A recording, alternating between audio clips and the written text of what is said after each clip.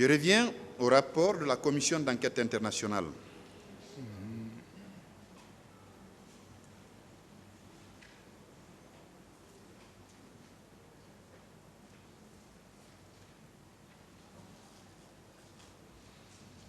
Alors, vous confirmez quand même que vous avez eu un entretien avec les membres de la commission?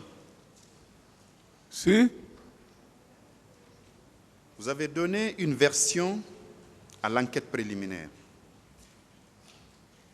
Les gendarmes qui vous avaient interrogé, vous leur avez dit que le 28 septembre, de votre domicile du camp, vous êtes allé à Anko 5 pour prendre le pouls de la situation.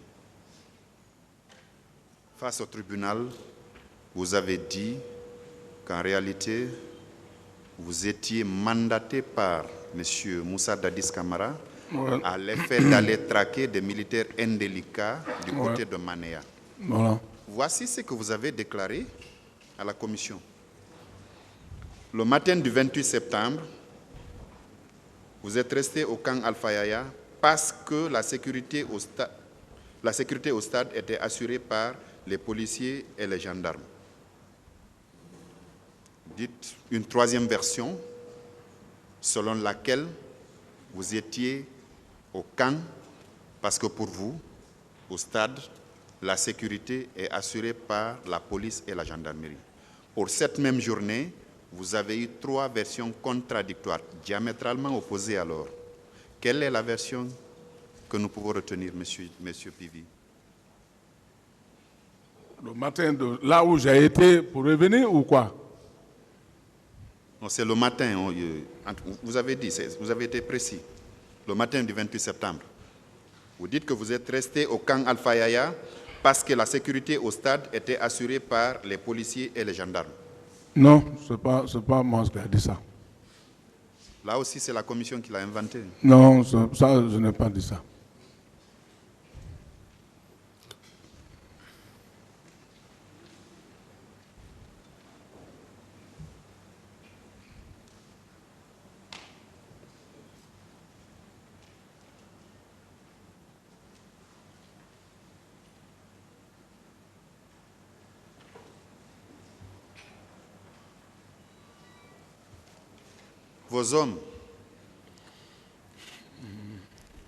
Parmi vos hommes, quels sont ceux qui étaient avec vous au stade du 28 septembre? Moi, mes hommes, personne n'a été au stade du 28 septembre. Personne n'a été au stade du 28 Personne. Ceux qui sont sous mon commandement, personne. D'accord. Quels sont ceux qui étaient avec vous au niveau de Amdalaï, où il y a eu des commerces qui ont été pillés? Le contenu de certaines boutiques et magasins avait été mis dans des pick-up sous vos yeux. Quels sont vos hommes qui étaient là avec vous? Moi, je n'ai pas été devant n'importe quel magasin pour piller, ni à Amdalaï. Et à Koza? En revenant de ma mission, j'ai bien dit que j'ai passé par là-bas. Koza, Bambeto, je suis rentré au camp. Donc ça, c'était sur mon trajectoire. D'accord. Et à Bomboli? Ah, mais quand je quitte Koza, je crois que je passe à Bomboli sur le goudron, non? Non, je parle des commerces qui ont été pillés. Non. Je n'ai jamais pillé une boutique.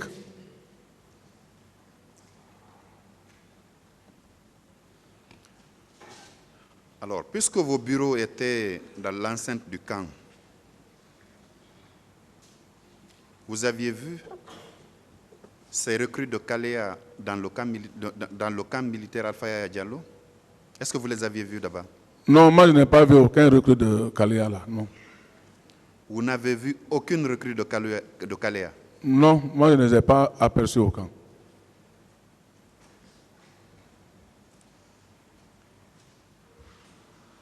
Quand il faisait la démonstration des arts martiaux, vous avez dit ici que vous êtes un chevronné des arts martiaux. Quand ils font des erreurs, qui les rectifiait?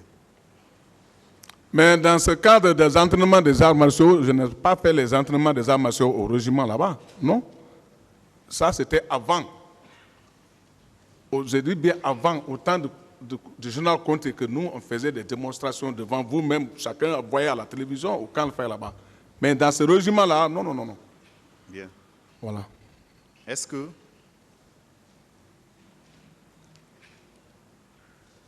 les recrues de Kalea, qui les avait logés dans l'enceinte du camp? Je n'en sais pas. Vous ne pouvez pas à tout moment dire que vous n'en savez pas parce que vos bureaux étaient là, monsieur. Mais ce que je connais, je dis je connais. Mais ce que je ne connais pas, je ne connais pas. Je vous dis bien qu'il y a certaines situations qui se passent là-bas que moi, je n'étais pas informé. C'est ça, il faut comprendre. 200 à 300 personnes quand même qui n'arborent pas de tenue militaire dans un camp militaire, ce n'est pas comme 2 ou 3 personnes qui viennent se dissimuler à des militaires. 200, 300 personnes, c'est beaucoup de gens. Ils sont carrément identifiables, monsieur. Non, moi, je ne peux pas comprendre cela. D'abord, le régiment qui était là-bas, c'était peuplé. Je ne peux pas identifier ça. C'est ça. C'est ça le problème. Le 28 septembre, ces personnes qui sont sorties en tenue de Chelsea, c'était qui sont sortis du camp dans des bus, c'était qui? Mais je vous dis bien, le matin, je n'étais pas au camp. Donc moi, je n'en sais pas. S'il y a eu des sorties au camp, ça c'était peut-être derrière moi, mais moi, je n'ai pas vu personne qui sortait dans les minibus ou bien habillé. Qu'est-ce que vous avez appris de ces recrues de Kalea là? Parce que, même si vous n'étiez pas là, comme vous le dites, chose qui est très, très improbable, est-ce que vous n'avez pas appris alors, les jours qui ont suivi le 28 septembre, qu'il y a des personnes qui n'étaient pas des rangs des forces armées guinéennes, qui étaient armées de gourdins et de machettes, qui étaient au stade du 28 septembre? Vous n'aviez pas appris ça, ne serait-ce que par voie de presse? Non, moi, personne ne m'a dit ça devant moi. Je n'ai pas appris ça. Le 28 septembre et les jours qui ont suivi, vous écoutiez la station de radio Familia FM? J'ai écouté les radios. C'est pour ça que j'ai dit qu'il y a les restes des informations que moi-même j'ai vues à mon écran. Il y avait bien un journaliste animateur qui s'appelait Caleb Collier qui se battait pour donner des informations. Vous l'écoutiez? Si. Caleb Collier, journaliste. Moi, ce que j'ai vu à la télévision, c'est ce que j'ai dit. Non, je parle de la radio, monsieur. Bon. Caleb. Bon. Caleb a fait quoi? La question, c'est de savoir si, après le 28 septembre, parce que vous dites que vous ne connaissez, vous n'avez pas vu ces recrues de Kalea là, dans l'enceinte du camp Alpha Yaya Diallo. Alors, je vous ai fait observer qu'ils étaient bien visibles parce qu'ils étaient un peu plus de 300. Je vous ai posé la question de savoir si ces recrues de Kalea qui sont sortis de ce stade en tenue, en maillot de Chelsea, dans des bus, vous avez dit que vous n'en savez pas. Ouais. La question maintenant, c'est de savoir si, même par voie de presse, à la radio ou à la télévision, vous n'avez pas été informé. Et je Non. vais citer une station de radio qui avait le vent en poupe en ce moment, Familia FM, où un journaliste du nom de Caleb Collier, si mes souvenirs sont bons, animait des émissions interactives. Il donnait même la parole à certains citoyens. Moi, je n'ai pas vu ça, je n'ai pas appris ça. Vous n'avez pas appris? Ouais. D'accord. Dans l'enceinte du camp, je vous ai tantôt parlé de l'endroit où vous priviez les citoyens de leur liberté. Je vais donner beaucoup plus de précisions.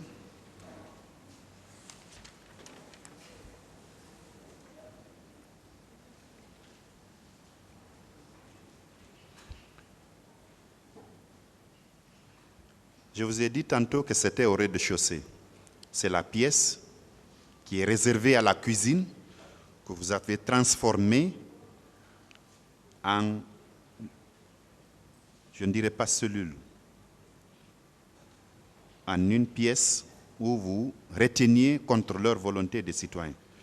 Et je donne la précision par rapport à la fenêtre qui faisait face à Koza. Ça ne vous dit pas toujours? Non. Il n'y avait que 3 chambres. Un grand salon, mon bureau et une chambre pour mes secrétaires et là où je me couche. C'est tout. Ça, c'est au premier, monsieur. Hein? Ça, c'est au premier. Ah, mais moi, je n'étais pas au premier, j'étais en bas. Vous Le étiez premier, c'était inachevé. Vous étiez au premier, c'est le deuxième qui est inachevé. Non. Moi, comment je vais monter à l'escalier? Moi, j'étais en bas. Vous n'étiez pas en bas, monsieur P. Renseignez-vous. D'accord. Renseignez-vous. Moi, mon bureau était en bas.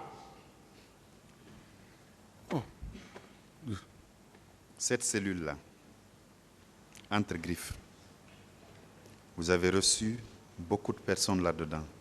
Je vous ai indiqué le cas pour voir un peu si vous allez avoir le courage de dire au tribunal ce que vous avez fait. Vous avez reçu là un huissier de justice dont le seul mal a été d'exécuter une décision de justice et qui, par la faute, par la suite, s'est retrouvé à l'intérieur où il est resté pendant 8 jours. C'est au 8e jour que sa corporation s'est levée pour venir voir le garde des Sceaux, à l'époque, M. Sibala Lamou, qui est devenu général par la suite, qui vous a intimé l'ordre de le libérer et immédiatement. Après quoi, vous l'avez libéré. Mais intimidé? Pas intimidé, j'ai dit intimé. Ah. Il vous a dit alors de le libérer immédiatement. C'est pas vrai. Ça aussi, ce n'est pas vrai. C'est pas vrai. Là-bas, à l'intérieur du camp, le 28 septembre et les jours qui ont suivi, en plus de ce huissier, il y a eu des femmes qui avaient été retenues contre leur volonté. Il y avait eu des hommes qui avaient été retenus contre leur volonté. Est-ce que, même si ce n'était pas chez vous, vous n'avez pas entendu des cris de détresse de ces personnes-là? Ça, je n'ai pas vu. Je n'ai pas attendu ni vu. D'accord. Le conteneur qui était un peu après votre bâtiment, il y avait un conteneur là de couleur rouge où parfois on gardait des gens. Vous n'étiez pas informé de ça aussi? Je ne suis pas informé. Vous connaissez bien le camp, l'intérieur du camp, vous connaissez très bien? Moi, il n'y avait même pas de conteneur derrière moi là-bas. Non. Répondez à ma question. Vous connaissez bien l'intérieur du camp, n'est-ce pas? Je connais, là où il y a mon bureau, je connais mon bureau quand même. Je connais l'intérieur du camp, pas tellement, parce que le régiment est grand. Là-bas, c'est grand. Moi, je connais que mon bureau quand même. Il n'y avait pas de citoyens qui étaient parfois détenus dans des conteneurs là-bas? Non. Si nous, moi, même quand il y a un délinquant dans le quartier, quand nous, moi, on prend, c'est que quand ça vient chez nous, c'est pour l'envoyer directement. L'envoyer où? On les envoie à la gendarmerie, mais pas, on ne peut pas regarder quelqu'un là-bas. Quelle gendarmerie, monsieur? Les gendarmeries les plus proches, de fois, on c'est envoie où? C'est à où? Koza. À Koza. Oui, on envoie des gens à Koza là-bas, la gendarmerie qui est là-bas. D'accord. Voilà. Monsieur Moussa Tchebro Kamara, il avait ses bureaux là-bas, non? Eux, ils étaient, au départ, ils étaient côte à côte. Après, ils sont partis maintenant un peu distants de nous. Au moment où vous étiez côte à côte, c'est un officier de gendarmerie. Est-ce qu'il avait un violon là-bas? Oh non, moi je n'ai pas vu un violon là-bas. Donc, nous, on ne pouvait pas garder un violon au niveau du régiment. Non, il n'y avait pas un violon là-bas. Moi, je n'ai pas vu un violon chez lui là-bas. Vous n'avez pas vu de violon là-bas? Non. Puisque vous saviez que c'était un officier de gendarmerie, donc un officier de police judiciaire, Quand vous preniez les gens, pourquoi vous ne les mettiez pas à sa disposition, lui? Non, les gens, parce qu'eux, ils s'occupent des situations des grands bandits et les situations de drogue. Donc, je dis bien à certains délinquants là, si ça vient chez nous, il y a des gens qui venaient porter plainte, même leur propre fils, ils viennent nous dire que vraiment il a fait ça, il a fait ça. Quand nous on les prend, on dit, bon, accompagner 3 personnes, envoyer à la gendarmerie là-bas. On ne peut pas les envoyer là-bas parce que ce n'est pas un problème auquel eux, ils vont s'occuper. D'accord.